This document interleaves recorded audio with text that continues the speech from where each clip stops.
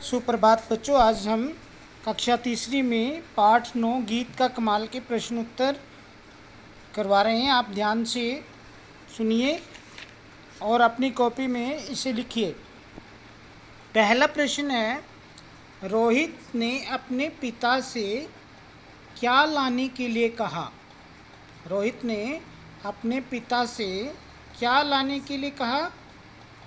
तो इसका उत्तर है बच्चों, रोहित ने अपने पिता से बाजार से गीत लाने के लिए कहा था। प्रश्न नंबर 2 है बच्चों, दुकानदार ने पिताजी के सवाल का क्या जवाब दिया? तो इसका उत्तर है बच्चों, दुकानदार ने पिताजी के सवाल का यह जवाब दिया कि आगे जाओ वहाँ मिलेंगे। कि जो गीत हैं आगे जाओ वहाँ पे मिलेंगे। पिताजी ने दुकानदार से कहा था कि मुझे गीत दे दो, तो दुकानदार ने इसका जवाब दिया कि आगे जाओ वहाँ मिलेंगे। तो अगला कोई प्रश्न है बच्चों, खरगोश को देखकर पिताजी ने कौन सी पंक्ति बनाई? तो खरगोश को देखकर पिताजी ने पंक्ति बनाई, पिताजी ने कहा, यह पंक्ति बनाई, देखे टगर मगर।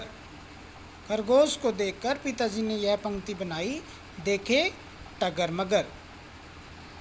अगला प्रश्न है बच्चों, प्रश्न नंबर 4, चोर क्यों भाग गए? अब इसका उत्तर है, चोर जब घर में सेंध लगा रहे थे, सेंध मतलब चोरी करने के लिए दीवार तोड़कर बनाया हुआ छेद, सेंध लगा रहे थे, उसी समय रोहित पड़ोसियों को प्रभावित करने के लिए पिताजी द्वारा बनाए गए गीत को गाने लगा। उसके गीत को सुनकर चोरों को भरोसा हो गया कि रोहित उसके बारे में सब कुछ जानता है। चोरों को यह भरोसा हो गया कि रोहित सब जानता है। वे लोग वहाँ से भाग गए। तो ये बच्चों इसके 4 प्रश्न थे। उसके बाद ये उचित उत्तर पर सही का निशान लगाना है। आप ध्यान से देखिए, बुक में ही कर लेना है अपने। जो 4 प्रश्न हैं वो अपनी कॉपी में करने हैं। तो इसमें देखिए, रोहित कौन सी कक्षा में पढ़ता था? यस, जिस कक्षा में आप अभी पढ़ रहे हो उसी कक्षा में रोहित पढ़ता था। तो रोहित तीसरी कक्षा में, यहाँ पे टिक कर लेना है अपने तीसरी। ख में, पिताजी ने सबसे पहले किसे देखा? तो किसे देखा बच्चों?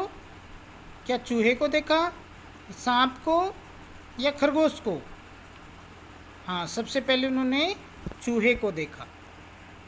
अगला प्रश्न है बच्चों, रोहित आधी रात को गीत गाकर किसे प्रभावित करने लगा?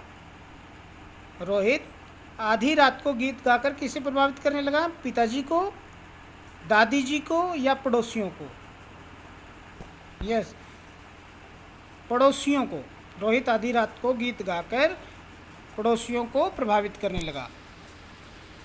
चलिए, इसके बाद हम आपको शब्दार्थ भी भेज रहे हैं, वो भी आपने नोटबुक में नोट कर लेना है।